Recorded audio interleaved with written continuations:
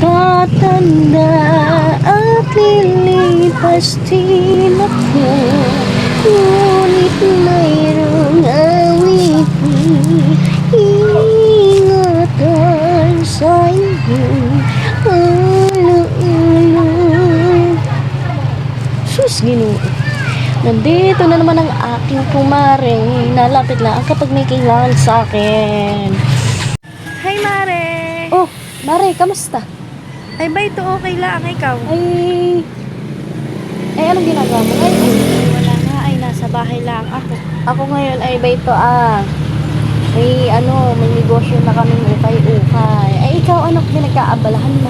Ay, ba ito? Malalim ang aking iniisip. Oh, Maigi ka pa, Mare. Hani, may sarili kang ukay-ukay. ay, oo. Kaya nandito ako, Mare. Ako sasabihin sa iyo. Nakakahiya Ah. lang. Ay, sinasabi ko na nga ba, may kailangan lang ito. Ay, ano yun, Mare? Ay, ganito, kumbaga nga, ay walang trabaho yung aking asawa. Ay, manghihiram sana ako sa iyo ng pera.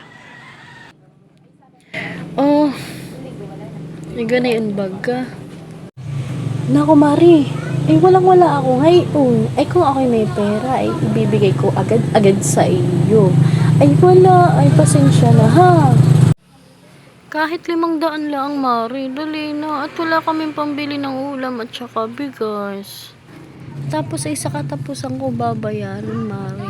Oo, sa katapusan talaga, promise. Akala yata ni Mare ako'y nakakalimot.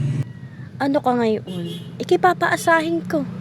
Kailan ka pa may utang sa akin? 2 taon. Tas puro ka pangako. Lagi mong sinasabi sa katapusan ng iyong pagbigay. Anong katapusan?